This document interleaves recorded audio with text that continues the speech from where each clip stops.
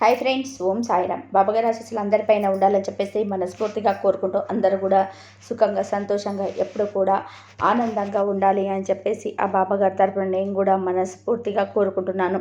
ఈరోజు బాబాగారు అందించే సందేశం ఏంటి అంటే కనుక, తల్లి 10/10/2024 అంటే ఈరోజు నుంచి నువ్వు సరిగ్గా ఈరోజు నువ్వు ఇదేసరికి ఏ సమయం అవుతుందో కానీ రేపటి నుంచి సరిగ్గా 48 గంటల్లో 83 లక్షలన్నిటివి నీ గుమ్మం ముందు ఉంటాయమ్మా అని చెప్పి ఏదో తెలియని సందేశాన్ని ఈరోజు బాబాగారు మనకు అందించాలి అనుకుంటున్నారండి. మరి బాబాగారు ఏ సందేశం అందించినా కూడా అది మన భవిష్యత్తుకు పునాది అని చెప్పి మనందరికీ కూడా తెలిసిన విషయమే కదా. ఎవరైతే బాబాగారి మీద నమ్మకం ఉంటుందో, గౌరవం ఉంటుందో వారందరూ కూడా ఈ వీడియోకి ఒక చిన్న లైక్ ఇచ్చి కింద కామెంట్ సెక్షన్లో ఓం సాయిరామ్ అని చెప్పి టైప్ చేసి వీడియో వినడం స్టార్ట్ చేయండి. ఇక తల్లి, సరిగ్గా 48 గంటలలో నీ గుమ్మంలో నేను ధనంతో ఉంటాను. అది కూడా నువ్వు కోరినంత సొమ్ము, దాదాపుగా 83 లక్షలన్నిటివి నీ గుమ్మంలో ఉండేలా చూస్తానమ్మని చెప్పేసి ఏ సందేశాన్ని మనకి ఈరోజు అందించబోతున్నారో ఆ సందేశంలో ఉండే ఆంతర్యం ఏంటో తెలుసుకోవాలనుకుంటే వీడియోని ఎక్కడా కూడా స్కిప్ చేయకుండా చివరి వరకు చూస్తే మాత్రమే మీకు క్లియర్గా అర్థమవుతుంది. తల్లి, కష్టం నష్టం అని చెప్పి మాట్లాడుకుంటున్నప్పుడు నాకే కష్టాలున్నాయి, నాకే బాధలున్నాయి, నేను ఈ కష్టాలు పడలేకపోతున్నాను, ఈ బాధలని నేను తట్టుకోలేకపోతున్నాను, నా జీవితం ఎందుకు ఈ విధంగా తయారైంది, అసలు నేను చేసిన తప్పేంటి అని చెప్పి ఇన్ని ప్రశ్నలు మైండ్లోకి వస్తూ ఉంటాయి. కానీ ఆ ప్రశ్నల దూరం చేయలేక, ఈ కష్టాలను ఎదుర్కోలేక 4 గోడల మధ్యలని కూర్చొని ఏ పరిస్థితి నీ చేతిలో లేక అసలు ఏం చేయాలో దిక్కుతోచని స్థితిలో కేవలం నీ ఎదుట నువ్వు చేసే ఒకే ఒక పని ఏమిటి అంటే గనక నీ కళ్ళల్లో నీటిని పెట్టుకోవడం, అంటే కన్నీటిని కారుస్తూ కుమిలిపోతూ అలాగే ఉండిపోవడం. దీని వలన ఇది కొన్ని సంవత్సరాలుగా జరుగుతూ ఉంది కదా తల్లి నీ జీవితంలో. దీనివల్ల నువ్వు ఏదైనా సాధించావా అంటే గనక ఏది కూడా లేదు. తల్లి, ప్రతి మాటలో అర్థం ఉంటుంది, జాగ్రత్తగా విను. అసలు నీ సమస్య ఎక్కడ మొదలైంది అని చెప్తాను, దానిలో ఆంతర్యాన్ని గ్రహించే ప్రయత్నం చెయ్యి. ఇది కేవలం నీ యొక్క మంచి కోసం నేను చెప్తున్న సందేశం. కనుకని తల్లి, ఎప్పుడైనా కానీ చిన్నప్పటి నుంచి పెరిగిన వాతావరణంలో ఒక ఉదాహరణ చెప్తాను, ఒక చిన్న కథను చెప్తాను. ఇక్కడ నీకు పూర్తిగా అర్థం కావడం కోసం ఈ కథను చెప్తున్నాను. ఒక అబ్బాయి ఉన్నాడు. 2 కుటుంబాల సంగతి, 2 బిడ్డల సంగతి చెప్తున్నాను. ఒక కుటుంబంలో ఒక బాబు, మరొక కుటుంబంలో ఇంకొక బాబు. అయితే ఈ కుటుంబం చాలా పేదరికంగా ఉంటుంది. ఉదాహరణకి ఏ కుటుంబం పేరు, ఇంకో కుటుంబం పేరు బి. ఏ కుటుంబంలో ఉన్న బాబుకి చాలా చాలా బాధలు ఉంటాయి, కష్టాలు ఉంటాయి. అంటే 3 సంవత్సరాలు వచ్చి ఆ పిల్లగాడు కొంచెం తెలుస్తున్నప్పటి నుంచి పిల్లవాడు బయటకు వెళ్ళినప్పుడు కూడా అమ్మ ఈ బొమ్మ కొనిపించవా, నాన్న ఈ బొమ్మ కొనిపించవా అని చెప్పి అడిగినప్పుడల్లా వాళ్ళ అమ్మ, నాన్న మన పరిస్థితి బాగలేదయ్యా, మనం లేని వాళ్ళము, మన పెద్ద పెద్ద వాటి మీద ఆశలు పడకూడదు అని చెప్పి ఆ చిన్నప్పటి నుంచి అదే నూరిపోసి పెంచారు. ఇక బి అనే కుటుంబంలో కష్టమో నష్టమో మనం బాధలు పడుతున్నామో మన బిడ్డలు పడకూడదు అని చెప్పి కోరిందల్లా కూడా కొనిపించి ఇది చేశారనమాట. అయితే ఈ కోరిందల్లా కొనిపించి ఇది చేసిన బాబుకి 15 ఏళ్ళు 18 ఏళ్ళు వచ్చేస్తాయన్నమాట. ఇక్కడ ఏ కుటుంబంలో బాబు కూడా 18 ఏళ్ళు వస్తాయి. ఇక వీరిద్దరు కూడా ఈ అబ్బాయి ఏ కుటుంబంలో ఉన్న అబ్బాయికి అయితే మెంటాలిటీ పెరుగుతాడంటే నేను పేదవాడిని, నేను పెద్దవాటి మీద ఆశపడకూడదు.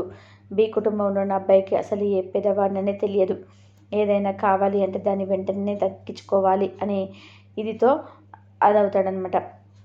ఇక ప్రతి మనిషిలో కూడా 2 మనుషులు ఉంటారు తల్లి. అలాగే నీలో కూడా 2 మనుషులు ఉంటారు. నా విషయంలో 2 మనుషులు అంటే గనక 2 రకాల మైండులు అనమాట. ఆ 2 రకాల మైండులు తల్లి ఒప్పుకుంటారు కదా. నీ మైండ్ ఏం చెప్తే ఒక్కసారి నువ్వు అదే చేస్తున్నావు కదా. నీ మైండు నీకు బాధ వచ్చినప్పుడు ఏడువు అంటే ఏడుస్తున్నావు కదా, నువ్వు సంతోషంగా ఉన్నప్పుడు నవ్వచ్చు అంటే నవ్వుతున్నావు కదా. అలాగే ఇక్కడ conscious mind, sub conscious mind అని చెప్పి 2 ఉంటాయి. ఇక్కడ కాన్షియస్ మైండ్లో నీకు ఏదైనా కానీ పూర్తిగా తెలుస్తుంది.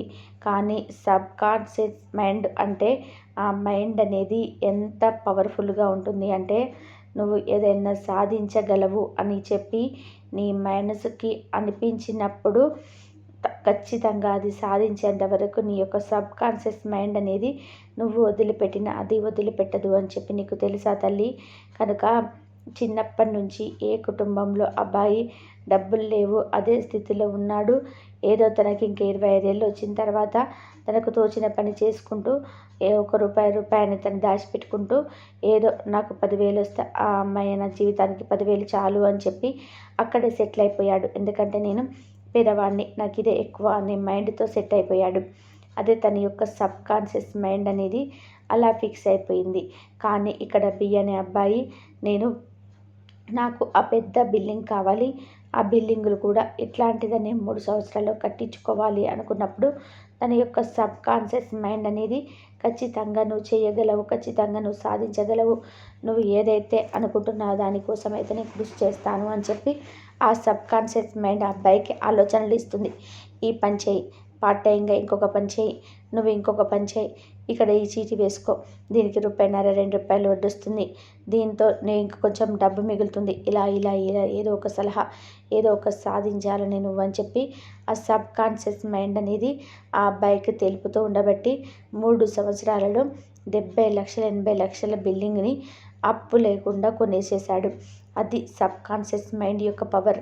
నీకు ఇది ఎందుకు చెప్తున్నాను అంటే కనుక తల్లి, నిజమైన జీవితంలో ఎప్పుడైనా కానీ సబ్ కాన్షియస్ మైండ్ చెప్పేది కూడా నువ్వు వినడం నేర్చుకోవాలి. నువ్వు యూనివర్స్ హెల్ప్ చేస్తుంది అనే మాట వినే ఉంటావు కదా తల్లి. నువ్వు ఏదనుకుంటే దానికి యూనివర్స్ అనేది ఖచ్చితంగా హెల్ప్ చేస్తుందని చెప్పి సహాయం అనేది చేస్తుంది. ఆ యూనివర్స్ నీకు సహాయం చేయాలి అంటే నువ్వు సబ్ కాన్షియస్ మైండ్ చెప్పే మాట అనేది తప్పకుండా వినాలి. సబ్ కాన్షియస్ మైండ్ అనేది ఒకసారి నీ యొక్క రూల్స్ని కూడా బ్రేక్ చేస్తుందన్నమాట.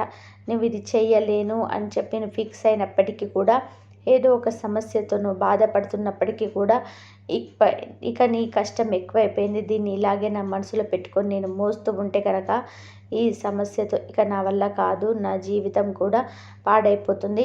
ఈ యొక్క సమస్యతో నువ్వు బాధపడిన క్షణాల్లో అక్కడికక్కడ నువ్వు ఆ సమస్యను వదిలేసి కానీ నీ యొక్క సబ్ కాన్షియస్ మైండ్ అనేది ఆ సమస్య గురించి ఆలోచిస్తుంది. ఆలోచించడం మాత్రమే కాదు, ఆ సమస్యకు పరిష్కారాన్ని కూడా అది చూపెడుతుందన్నమాట. అంత పవర్ఫుల్గా అది పనిచేస్తుంది. అలాగే ఇప్పుడు నేను పూర్తిగా నీకు ఏం చెప్పాలి అనుకుంటున్నాను అంటే కనుక తల్లి, ఒక్కొక్కసారి నువ్వు నీ యొక్క సబ్ కాన్షియస్ మైండ్ చెప్పే మాటలను వినాలి. నువ్వు ఇప్పుడు ధనం రావాలి అని చెప్పి అనుకుంటావు. నువ్వు ధనం రావాలి అనుకోగానే ధనం వచ్చి నీ చేతిలో పడిపోతుంది కదా తల్లి. కానీ ఏ ప్రయత్నం చేయాలి, నీకు చాతనైనది నువ్వు ఏది చేస్తే అందులో విజయాన్ని సాధిస్తే ఆ ధనం నీకు వస్తుంది అని చెప్పి నీ యొక్క సబ్ కాన్షియస్ మైండ్ అనేది నీకు చెప్తూ ఉంటుంది. ఆ మాట కనుక నువ్వు వినే ప్రయత్నం చేస్తే ఖచ్చితంగా నువ్వు సాధించలేనిదంటూ ఏది కూడా ఈ భూమి మీద ఏది కూడా ఉండదు అని చెప్పి గుర్తుంచుకో తల్లి. పేదవాడిగా పుట్టడం లేదా పేదరాలిగా జన్మించడం నీ తప్పు కాదు. కానీ పేదవాడిగా మాత్రం మరణిస్తే అది నీ తప్పే అవుతుంది. అలా అని చెప్పి తప్పుడు పనులు చేయాలి, మోసం చేసి బతకాలి, అన్యాయాన్ని చేస్తూ ఒకరిని నమ్మించి వారి గొంతు కొయ్యాలి అని చెప్పి నేను చెప్పడం లేదు. నీకు నచ్చిన పని, నువ్వు మనస్ఫూర్తిగా ఇష్టపడి చేసే పని, కొంచెం తెలివిగా ఆలోచిస్తూ ఎదుటి వారిని మోసం చేయకుండా నిన్ను నువ్వు బాగు చేసుకుంటూ ఒక రూపాయిని ఎలా సంపాదించుకోవాలి అని నీ యొక్క సబ్ కాన్షియస్ మైండ్ నీకు చెప్పే మాటలని నువ్వు జాగ్రత్తగా ఫాలో అయ్యావు అంటే కనుక ఖచ్చితంగా నువ్వు జీవితంలో ఏదో అయినా కానీ సాధించగలుగుతావు. ఒక మనిషి తలుచుకుంటే సాధించలేనిదంటూ కూడా ఏదీ లేదు తల్లి. అలా అని చెప్పి నాకు బాధలున్నాయి, నాకు కష్టాలున్నాయి, వీటిని నేను తట్టుకోలేకపోతున్నాను అని చెప్పి నువ్వు ఆ కష్టాల వీడిలో పడిపోయి ఆ కష్టాలతోటి నా జీవితం ఇంకా అంతమైపోతుంది, ఇక నా జీవితం ఇంతే అని మాత్రం ఆ జీవితాన్ని నీకు నువ్వే నష్టపరుచుకుంటూ నీకు నువ్వే ఆ జీవితం అంతా కూడా బాధలతో నీ గడిపితే కనుక ఖచ్చితంగా తప్పు నీదే అవుతుందమ్మా. తల్లి, ఎందుకు చెప్తున్నాను అంటే గనక నీ మనస్సుని కష్టపెట్టిన బంధం, నిన్ను ఏడిపించిన నీ జనం ఎవ్వరు కూడా రేపటి రోజున నీకు ఏదైనా అనారోగ్య సమస్య వచ్చినా కానీ, లేదా నువ్వు కష్టాల్లో ఒక పూట తినకపోయినా కానీ వారి ఇంట్లోని తెచ్చి నీకు ఏది ఇవ్వరు అని చెప్పి నువ్వు గమనించుకో తల్లి. అలా దేనికి ఉపయోగపడని వారి కోసం, దేనికి కూడా నీకు ఆపదలు చెయ్యి అందించని వారి కోసం నువ్వెందుకు బాధపడాలి, నువ్వెందుకు ఆలోచించాలి, నువ్వెందుకు కష్టపడాలి అనేదే నేను చెప్తున్నాను. నీకంటూ ఒక ఆత్మాభిమానం ఉంటుంది కదా తల్లి, నీకంటూ ఒక మనస్సాక్షి ఉంటుంది కదా తల్లి. ఆ మనస్సాక్షి సబ్కాన్షియస్ మైండ్. ఒక్కొక్కసారి నీ యొక్క సబ్కాన్షియస్ మైండ్ ఏం చెప్తుంది అంటే కనుక కోపంలో ఏదో ఒకటి అనేసేయి అని చెప్తుంది. ఆ కోపాన్ని కంట్రోల్ చేసుకోకుండా ఉండటం కూడా నేర్పుతుంది. ఆ కోపం ఆవేశంలో ఏదైనా తప్పు చేసే నీకేంటి అని చెప్పి సవాల్ విసురుతుంది. అటువంటి టైంలో ఆ మైండ్ని కాస్త ఓర్పుగా ఉండమని చెప్పడం కూడా నీ బాధ్యతే అవుతుంది. కనుకనే ప్రతిరోజు కూడా వీలైనంత వరకు 45 నిమిషాలు నువ్వు ధ్యానం చేసుకోవడం నీ యొక్క మానసిక ఆరోగ్యానికి, శారీరక ఆరోగ్యానికి, జీవితంలో నువ్వు సాధించాలని అనుకుంటున్న పనులకి చాలా ముఖ్యమని చెప్పి గుర్తుపెట్టుకో.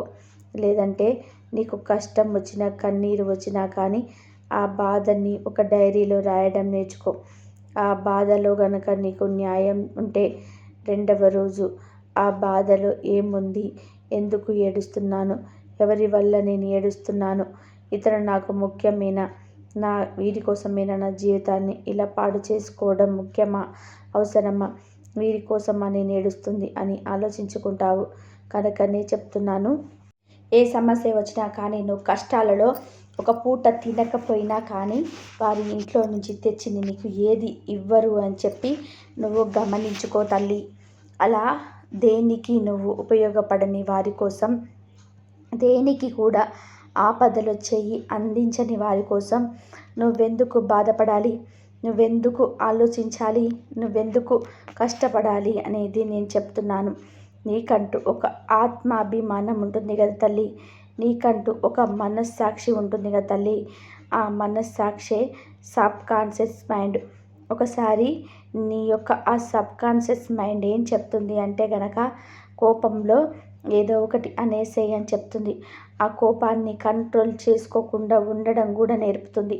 ఆ కోపం ఆవేశంలో ఏదైనా తప్పు చేసే నీకేంటి అని చెప్పి సవాలు విసురుతుంది. అటువంటి టైంలో ఆ మైండ్ని కాస్త ఓర్పుగా ఉండమని చెప్పడం కూడా నీ బాధ్యతే అవుతుంది. కనుకనే ప్రతిరోజు కూడా వీలైనంత వరకు 45 నిమిషాలకు నువ్వు ధ్యానం చేసుకోవడం నీ యొక్క మానసిక ఆరోగ్యానికి, శారీరక ఆరోగ్యానికి, జీవితంలో నువ్వు సాధించాలి అనుకుంటున్న పనులకి చాలా ముఖ్యంగా అని చెప్పి గుర్తుంచుకో. లేదా నీకు కష్టం వచ్చినా, కన్నీరు వచ్చినా కానీ ఆ బాధని ఒక డైరీలో రాయడం నేర్చుకో. ఆ బాధలో గనక నీకు న్యాయం ఉంటే రెండవ రోజు ఆ బాధలో ఏముంది, ఎందుకు ఏడుస్తున్నావు, ఎవరి వల్ల నేను ఏడుస్తున్నాను, ఇతడు నాకు ముఖ్యమేనా, వీరి కోసం మన జీవితాన్ని ఇలా పాడు చేసుకోవడం ముఖ్యమా, అవసరమా, వీరి కోసం నేను ఏడుస్తున్నది అని చెప్పి ఆలోచించుకుంటావు. కనుకనే చెప్తున్నాను తల్లి, ఎక్కడైనా కానీ సమస్య మొదలైందో ఆ సమస్యను అంతం చేసే శక్తి కూడా మనిషికి ఉంటుంది. ఎక్కువగా మంచి వాళ్ళే బాధలు పడుతూ ఉంటారు, మంచి వాళ్ళే ఒంటరిగా మిగిలిపోతుంటారు. దానికి కారణం వాళ్ళు చేతగాని వాళ్ళు అవును అని చెప్పి, లేదా వాళ్ళు ఎందుకు పనికిరారు అని చెప్పి అర్థం కాదు తల్లి. వారిలో ఏదో తెలియని శక్తి ఉంది, ఏదో తెలియని ఒక గొప్ప లక్షణం ఉంది. దాన్ని ఎదుటివారు చూడలేక ఈర్ష్యతో, కుళ్ళుతో, స్వార్థంతో వారిని దూరం పెడుతున్నారు. ఎప్పుడైనా కానీ ఒక మనిషిని మరొక మనిషి దగ్గరికి తీసుకోవడం లేదు అన్నా కానీ దూరంగా నెట్టేస్తున్నాడు. వాళ్ళని ఒంటరిగా ఉంచాలి, వారిని తొక్కి వేయాలి అనుకుంటున్నా కానీ అనుకునే వాళ్ళది గొప్ప విషయం కాదు.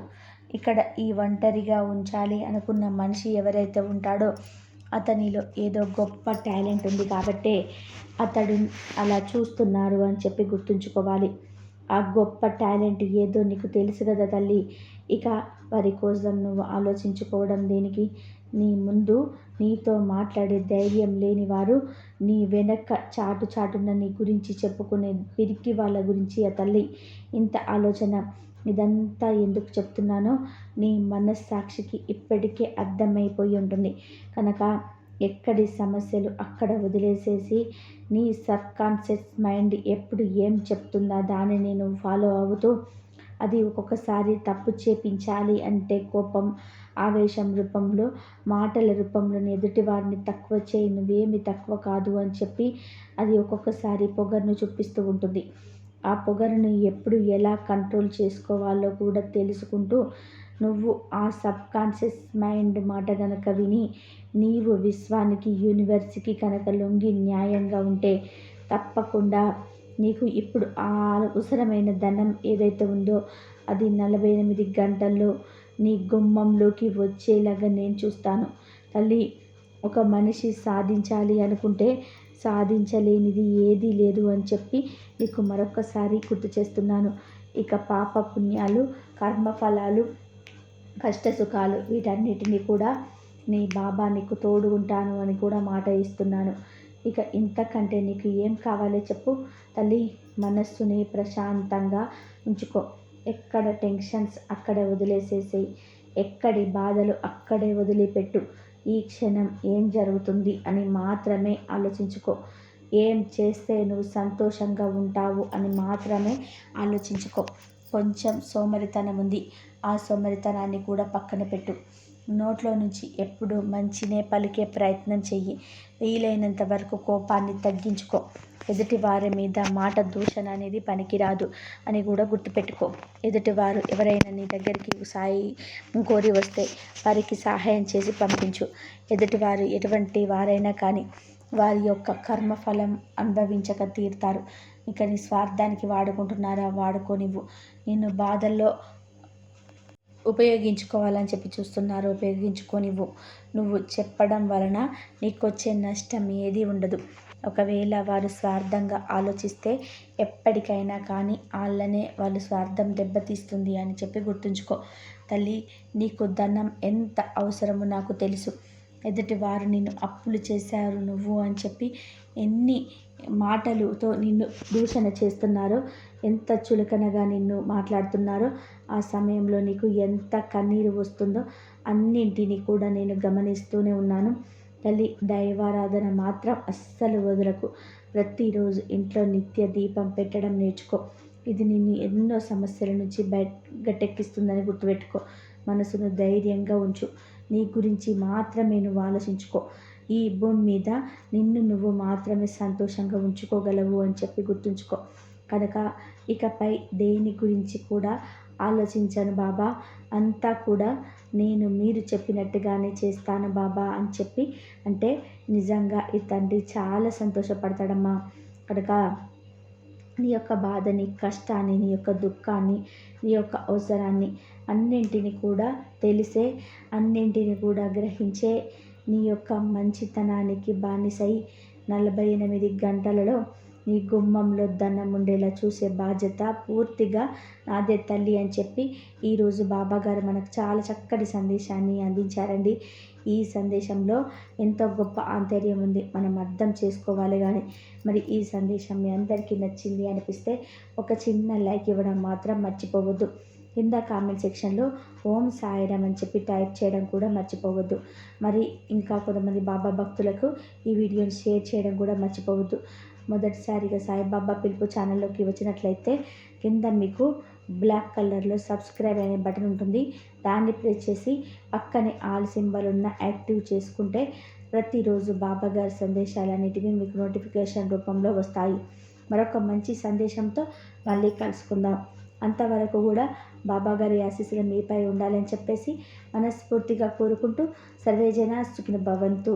ఓం సాయిరామ్. శ్రద్ధ సబూరి అందరూ బాగుండాలి, అందరిలో మనం ఉండాలి. ఓం సాయిరామ్.